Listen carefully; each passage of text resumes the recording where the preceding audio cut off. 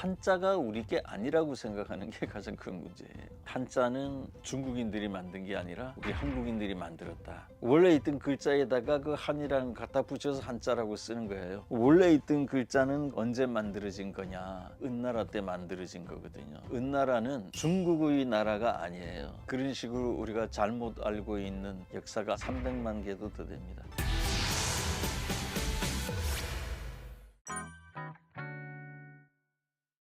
역사를 모르고는 사실 아무것도 못하죠. 왜냐하면 우리 인간 자체가, 우리 존재 자체가 역사의 산물이에요. 역사라는 것은 원산지 증명하고 비슷한 거예요. 그 많은 지식의 갈래 중에 우리 조상, 우리 아버지 어머니들이 해온 것은 뭐다. 이것을 아는 것이 자신의 삶의 선택에도 굉장히 중요합니다. 국가도 역시 스스로가 지나온 길을 알아야 그 다음에 이제 앞으로 어떤 길로 가는 것이 맞다는 걸 알 수 있는 거죠. 그래서 역사를 모른다는 거는 국가는 절대 고급 국가가 될 수 없고 인간도 고급 인간이 될 수 없다. 그렇게 결론 내릴 수 있겠네요. 우리는 이제 나라 자체는 약소국은 아닌데 주변에 워낙 강국들이 있으니까 그런 거는 비교 관계 속에서 나오는 거죠. 바다 건너 미국에서 오는 것도 많고요. 중국에서는 또 전통적으로 왔고 이웃 일본에서 오는 것도 많고 그러니까 우리만의 생각으로 뭐가 단단하게 짜여 있는 게 잘 없어요. 문화가 좀 많이 어질러져 있죠. 많이 어질러져 있기 때문에 그냥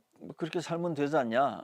물론 그렇게 살면 되죠. 그러나 이게 이제 힘을 가지고 뭔가 그 계통을 세우고 하려면은 오리진을 아는 게 아주 중요해요. 자기 문화를 아는 게 중요해요. 그러지 않으면은 문화가 다 이 찢겨 나가 버리거든요. 그 자리를 강대국의 문화가 들어오게 돼 있어요. 우리 한국은 스스로의 문화나 생각이 보존이 잘 안 돼 있어요. 이래 가지고는 우리 한국인들이 자신의 정체성을 찾기가 너무 힘듭니다. 우선 우리 한국인들이 가장 크게 잘못 알고 있는 것은 뭐냐? 한자가 우리 게 아니라고 생각하는 게 가장 큰 문제예요. 당연히 그거는 중국에서 왔다. 왜냐면 조선 500년이 완전히 중국에 복속돼 있던 나라니까 한자가 우리 거라는 생각을 할 수가 없는 거죠. 근데 왜 한자가 우리 것인가 하면은 1899년에 북경대학교 교수들을 비롯해 가지고 각계 각층의 전문가 300명이 달려갑니다. 어디로 달려가냐면은 안양현으로 달려가거든요. 안양현에는 뭐가 있느냐 하면은 은허가 있습니다. 은허라는 거는 은나라의 수도예요. 중국 역사를 보면은요. 신화시대가 있고 전설시대가 있고 삼황오제시대가 있고 사성군 시대가 있고 그리고 이제 하나라, 은나라, 주나라가 있다 그러는 거거든요. 하나라는 문헌상으로만 존재하지 실제로 나온 게 아무것도 없기 때문에 그건 없는 나라로 봐요. 그러니까 실제 있었던 나라, 그러니까 삼황오제 이런 것도 다 문헌상으로만 있지 어떤 고고학적 기록 이런 게 전혀 없기 때문에 중국 역사에서 실제 했던 맨 처음 나라는 은나라거든요. 은나라, 주나라, 그 다음에 이제 춘추시대, 전국시대. 그래서 춘추 전국을 통일하는 게 이제 진시황이지 않습니까? 그 진시황이 죽고 나서 이제 초안대전을 벌여서 한나라가 쓰는 거거든요. 이 한나라를 이제 중국인들은 자기네 역사상 가장 큰 나라로 보는 거예요. 그래서 한자 이런 게 다 이제 그 한자를 쓰는 거죠. 비참한 얘기지만 우리나라 한강도 그 한자를 써요. 대한민국 한을 쓰는 게 아니고 덕수궁합 때 대한문도 대한민국 할 때 대한이 아니라 그 한자를 씁니다. 중국에 복속되었던 우리 역사의 슬픈 한 단면들이죠. 어쨌거나 간에 중국인들은 그 한이라는 나라를 최고로 치기 때문에 자신들 한족이라 그러죠. 우리가 만주족, 한족, 뭐 조선족, 오리지널 중국인들이다 한족이. 한자도 이제 우리나라 한강에다가 그 한자를 갖다 붙였듯이 원래 있던 글자에다가 그 한이랑 갖다 붙여서 한자라고 쓰는 거예요. 원래 있던 글자는 그러면은 언제 만들어진 거냐? 이게 은나라 때 만들어진 거거든요. 그러니까 원래는 은자라고 하는 게 맞아요. 더욱이 우스운 것은 그 은자는 동이족이 만든 거거든요. 현재 남아있는 동이족은 한국과 일본을 동이족이라 그럴 수 있습니다. 그래서 우리 동이족이 만들었는데 거기다가 한이라는 글자를 씌워가지고 한자라고 하는 거예요. 그럼 이제 은자를 우리가 만들었다면 은나라를 우리가 만든 거다 이런 얘기가 되는 거죠. 그렇습니다. 은나라는 중국의 나라가 아니에요. 우리 동이족이 만든 나라가 은나라인 거거든요. 아까 발굴단 얘기를 했는데요. 대규모 발굴단이 가가지고 전 세계가 깜짝 놀랐어요. 왜냐하면 은나라의 수도였던 은허에서 나오는 그 발굴품들이 어마어마했거든요. 그래서 이것은 세계적 발굴이다 해서 전 세계 언론이 매일매일 대서 특필을 했는데 한 7, 8일 만에 그 대서 특필을 하던 게 딱 그쳐버렸어요. 그다음 아무것도 안 나오는 거예요. 중국인들이 그걸 다 덮어버렸어요. 발굴을 하다가 말고. 그토록 자랑스럽게 발굴하던 것을 왜 갑자기 탁 다 덮어버렸느냐. 이게 한족의 문화가 아니라는 걸 알게 돼버린 거예요. 한족의 문화가 아니라는 걸 알게 된 몇 가지 이유가 있는데, 하나는 해골이 다른 거예요. 한족의 해골하고 거기서 나온 해골하고는 다른 거예요. 또 무덤이 다른 거예요. 한족의 무덤하고 거기서 나온 무덤하고. 또 궁궐이 지어진 방향이 다른 거예요. 모든 중국의 궁궐들은 다 남향이거든요. 우리나라도 중국을 본따서 궁궐을 지으니까 남대문 남향이 되어 있잖아요. 다 남향인데 그 은허의 궁궐은 남향이 아니에요. 동북향을 보고 있는 거예요. 동북향을 보고 있다면은 거기가 어디냐면은 발해만 그쪽이거든요. 그러니까 자기들이 온 곳을 보고 있는 거예요. 일본도 가서 보면은요, 규슈 쪽에서 발굴되는 도레인들, 그러니까 원래는 일본인들이 아이누 조그만 사람들이었는데 도레인들이 오고 나서 이 야유이 문화가 열리면서 일본이 크거든요. 그럼 야유이 문화를 연 그 도레인들의 무덤을 파보면은 이 사람들이 전부 시선이 다 어디를 향해 있냐면은 전라도를 향해 있어요. 우리 전라도에서 왔다 이런 거예요. 옛날에는 자기가 온 쪽을 보는 쪽으로 매장하는 풍습이 있거든요. 그러니까 이 사람들이 이 궁궐조차도 다 동북향을 굴로 쭉 올라가면 우리 동이족의 고향입니다. 거기 은허라는 것도 그 하가점 하층 문화, 그러니까 고조선 문화에서 내려온 거예요. 그 고조선 문화가 생기던 지역하고 같아요. 그러니까 고조선에서 내려왔다는 게 아니고 고조선 문화의 발원지하고 이 은허에서 살던 사람들의 발원지가 같은 거예요. 그래서 그게 이 한자는 중국인들이 만든 게 아니라 우리 한국인들이 만들었다. 그거는 발음을 봐도 알아요. 한자에도 발음 기호가 있는 거 혹시 알아요? 우리 영어 사전 보면은 그 옆에 괄호 치고 발음 부호가 있죠. 이렇게 읽어라. 강의자전 뭐 이 큰 중국의 자전을 보면은 한자를 써놓고 그 옆에 발음 부호가 있어요.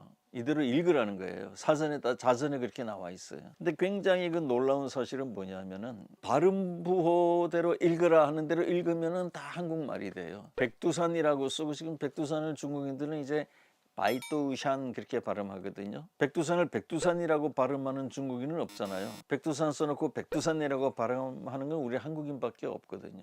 근데 중국 자전에는 우리 한국인처럼 백두산이라고 읽으라고 돼 있는 거예요. 장백산이라고 써놓고는 장백산이라고 읽으라는 거예요. 장바이샨 이렇게 읽지 말라는 거예요. 그 다음에 더 놀라운 것은 고대 중국의 발음이 어땠는가를 조사하는 학문도 있습니다. 지금은 이제 바람 그러면 중국에서 펑 뭐 이런 식으로 발음하거든요. 펑, 펑 뭐 그런 식으로. 그런데 그게 쭉 거슬러 올라가 가지고 한나라 뭐 주나라, 은나라 시대에 가면은 그 발음이 펑이 아니라 풍이라고 써놓고요. 바람풍 써놓고 발음은 펑이나 펑이 아니라 바람이에요. 그거 뭘 얘기하는 거예요? 우리말이잖아요. 그러니까 우리 한국이 너무 학문이 짧고 사람들이 지레 당연히 중국 거겠지 하는데 빠져가지고 깊이 있게 조사를 못해서 그렇지, 그런 식으로 우리가 잘못 알고 있는 역사가 아까 3개 얘기하라 그랬는데요, 300만 개도 더 됩니다. 함흥차사라는 얘기들 많이 쓰지 않습니까? 우리가 뭐 같이 있다가 누가 없어졌는데 오랫동안 안 오면은 이 사람 함흥차사네 그런 얘기 하잖아요. 함흥에 간 사신을 함흥차사라 그러는 거예요. 일단 함흥에 가면 안 돌아오는 거예요. 함흥에 가면 왜 안 돌아오느냐? 함흥에 뭐가 있길래 안 돌아오느냐? 함흥에 이제 이성계가 있거든요. 함흥에 있는 이성계가 자기를 찾아오는 사신을 다 이제 활로 쏘아서 죽인다는 거예요. 그게 이제 함흥차사에 얽힌 이야기입니다. 함흥차사는 가짜입니다 하는 과거의 기록이 있는 것은 아니지만 실종된 우리 역사를 계속 봐오던 저의 이 시각으로 보면은 함흥차사라는 것은 이제 조작이다. 우리 인간의 경험칙과 상식에 너무 어긋난다. 이성계는 그럼 왜 함흥에 갔느냐? 그 이야기에 따르면은 이방원이 난을 일으켜서 이성계가 화가 나서 함흥에 갔다는 거죠. 근데 그것이 이제 대단히 그 얘기가 안 되는 게 이방원이 죽인 자기 이복 동생들은 누굽니까? 누구의 아들입니까? 이성계의 아들이잖아요. 그러면은 실제 이방원이 이성계의 자식들을 다 죽여놓고 그다음에 이성계한테 가서 머리 조아리면서 아버님, 제가 아버님의 자식들을 싹 죽였습니다. 그게 상식적으로 가능하냐는 얘기죠. 그럼 이성계가 너 잘했다 그러겠느냐? 그 얘기가 안 되거든요. 그러면은 난을 일으키는 이방원 입장에서는 이성계 아들들 죽이기 전에 먼저 이성계를 제압을 해놔야 되는 거죠. 그게 이제 상식적으로 일어나는 일들이에요. 그러나 그 우리나라 이제 그 실록이라든지 이런 역사책들을 보면은 이방원이 먼저 이성계를 제거하거나 조치를 취했다는 것은 코를 씻고 봐도 없죠. 상식적으로는 당연히 이방원이 이성계 아들들을 죽이기 전에 이성계를 어떻게 조치를 했을 것 같은데 기록에는 그게 안 돼 있는 거죠. 조선 왕조실록이라는 거는 그때 인구가 얼마 없고 그래가지고 사소한 것까지 다 기록을 해놔요. 그러면 함흥차사가 진짜라면은 함흥의 사신으로 가서 죽고 안 온 사람들이 있어야 될 거잖아요. 그런 사람 하나도 없어요. 왕이 태상왕한테 보내는 사신이면 좀 직급도 좀 있어야 될 거 아니에요. 당상관 이상, 3품 이상 돼야 되겠죠. 근데 3품 이상은커녕 뭐 관리 중에 이성계한테 가서 안 돌아온 사신이 아무도 없어요. 그냥 그 거짓말의 얘기죠. 근데 왜 그런 게 생겼느냐? 아마 그 이방원은 그 이성계의 아들들을 죽이기 전에 먼저 이성계를 어떤 식으로는 조치를 했을 거예요. 구금했을 수도 있고, 또는 일이 끝나고 나서 이성계가 함흥에 가 있지 않은데도 함흥에 가 있다고 했을 수도 있고, 실제 또 함흥에 가 있는데 신하가 가면은, 사신이 가면은 이성계가 활을 쏴 죽인다는 말을 만들어냈을 수도 있죠. 어찌되었든 간에 그 모든 것들의 핵심은 뭐냐? 이성계하고 사람들이 접촉하지 못하게 하는 거예요. 그 함흥차사라는 건 결국은 이성계를 찾아가지 말아라. 이성계를 찾아가면 죽인다. 이성계가 아니라 이방원이 죽이는 것일 수도 있는 거죠. 그래서 그 함흥차사 같은 것도 우리가 그 냉정하게 이성적, 논리적, 합리적으로, 상식적으로 생각하는 것하고 너무 동떨어져 있는 얘기다. 또 하나 이제 잘못 알고 있는 것은 우리나라가 이제 민주화를 이루는 과정에서 경상도는 이제 이 경제에 이바지했고 전라도는 민주화에 이바지했다. 이제 이런 인식이 약간 있는 것 같아요. 그것이 어떤 동서 감정 대립의 하나의 이제 원인이 되는 것도 있고요. 과거로 이제 거슬러 가 보면은 임진왜란 때에 이제 우리나라 수군이 경상수군하고 전라수군으로 나뉘어져 있었거든요. 경상우수사, 경상좌수사 지휘관들이, 또 전라우수사, 전라좌수사, 이렇게 4명의 이제 수군 장군들이 있었어요. 이순신 장군은 전라좌수사예요. 근데 임진왜란 때 이제 이 왜군들이 자꾸 이 전라도 쪽으로 많이 갔거든요. 그 왜 그런가 하면은 전라도를 거쳐서 올라가야 이제 한양에 가잖아요. 그래서 수군들이 이제 이 전라도를 거쳐서 한양을 많이 가다 보니까 왜군하고 전라수군 사이에 싸움이 많이 벌어진 거예요. 그때 이제 경상수군이 돕지를 않았다. 이런 것들도 이제 이 동서감정 대립의 원인 중에 하나로 지목이 됩니다. 근데 이제 그거 다 잘못 알고 있는 거예요. 물론 처음에는 왜군이 700척 이상의 병선으로 침략을 해오니까 경상수군이 깜짝 놀라갖고 일단 도망은 갔거든요. 피하긴 했어요. 그러나 그 후에 바로 복귀해가지고 전라수군하고 같이 그 협의도 하고 훈련도 해가지고 결국 그 부산 대첩, 그러니까 우리가 임진왜란에 대해서도 잘못 알고 있는 게, 임진왜란에 굉장히 큰 싸움은 부산 대첩이 꼭 들어가야 되거든요. 한산 대첩이나 이 명량 대첩은 적의 배하고 싸운 거잖아요. 근데 이 부산은 임진왜란 때 적이 쳐들어온 상륙지이자 본진이 계속 주둔한 그런 본거지예요. 쉽게 얘기하면 본부이자 사령부인 거죠. 근데 이 한산 싸움이나 명량 싸움은 적의 배하고 싸운 거고, 이 부산 대첩은 전라수군과 경상수군이 합해가지고 훈련도 열심히 하고 해서 그때도 그런 게 있었어요. 경찰이 관할 싸움 하듯이. 우리 관할은 여기 전라도인데 왜 부산까지 가서 싸우느냐 하고 반대하는 사람들이 많았거든요. 그런데 또 다른 전라수군들이 무슨 소리냐, 경상도는 우리 땅 아니냐 해서 이제 가게 되고, 그 지휘를 이제 이순신이 하겠는데, 이순신은 충청도 사람이죠. 그러니까 삼도가 합해가지고 이제 부산 대첩을 치러냈고 굉장히 큰 전쟁이었거든요. 그 부산 대첩으로 말미암아서 임진왜란의 판도가 바뀌게 되거든요. 그러니까 임진왜란의 그 대첩 중에 부산 대첩이 꼭 들어가야 되는데 이게 실종되어 있어요. 그리고 또 아까 민주화 과정에 광주 민주화 운동 때 이제 경상도 군인들이 전라도 국민을 이제 탄압한다. 경상도 군인들만 뽑아서 왔다. 그런 것도 지금에 이르기까지 이제 그 동서 그 앙금이 있게 하는 그것도 대단히 잘못된 거죠. 그런 건 이제 다 그 감정과 오해와 알 수 없는 어떤 나쁜 의도가 들어가 있는 거다. 그리고 그런 거를 대하는 사회의 태도라는 게 중요해요. 그런 거 탁 무시하는 태도가 필요해요. 사회 전체가. 그게 솔깃해가지고 막 감정을 태우는 그런 사회가 돼서는 안 되고 그건 탁 들으면 가치 없는 거는 탁 무시를 할 줄 알아야죠.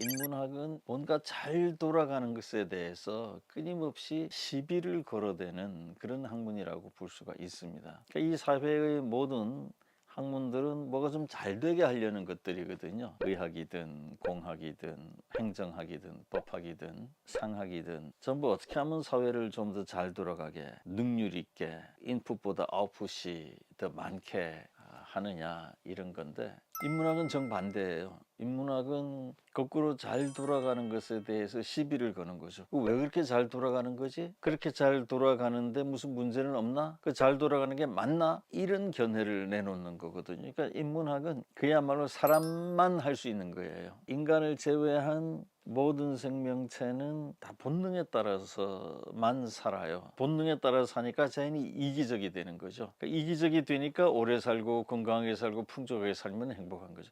굉장히 그 단순한데 인간의 삶은 그렇지가 않죠. 인간은 본능만이 아닌 비본능의 세계를 찾아낸 존재예요. 그러니까 본능은 이렇게 하라 해도 인간은 그 거부하고 비본능으로 가려고 하는 그런 특질을 얻었다는 얘기입니다. 그래서 인간은 이기가 아닌 이타라는 세계를 찾아낸 거예요.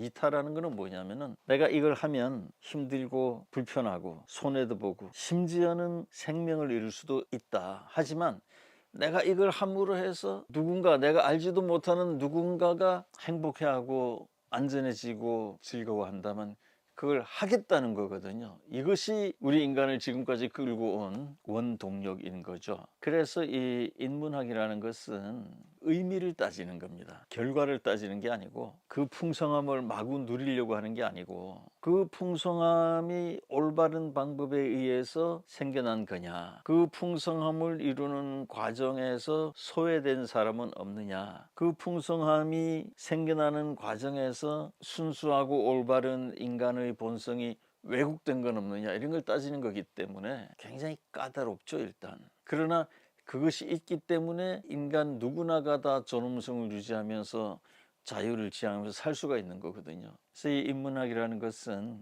기본적으로 나는 누구냐, 어디서 와서 어디로 가느냐, 뭐가 옳으냐, 무엇을 할 것이냐 이런 것들을 생각하는 거기 때문에 생각의 범위가 굉장히 넓습니다. 그래서 당장 눈에 띄는 성과는 얻기가 어려워요. 그러나 그렇게 생각하는 가운데에서 이제껏 생각지도 못했던 그 내면에서 힘이 생기는 거예요. 이 힘이라는 것은 두 가지가 있잖아요. 하나는 바로 눈에 보이는 힘, 돈이다, 지위다, 지식이다. 그런 이제 힘이 있는 반면에 인문학의 힘이라는 건 뭐 내면의 힘이거든요. 당장 보이지는 않지만 그러나 그 어떤 외면의 힘보다 강한. 그래서 다행스럽게 인류는 눈에 보이는 외면의 힘을 가진 사람들을 최고로 쳐주질 않아요. 우리가 대통령이다 재벌이다 한테 인류가 A 플러스 주지 않잖아요. 인류가 A 플러스를 주는 사람들은 오히려 가난해도 뭔가 진지하게 살거나 성실하게 살거나 또 남을 위해서 살거나 이런 내면의 세계를 갖춘 사람들에게 주기 때문에 한번 이 시대를 살아가는 모든 사람들이 그 인문학에 대해서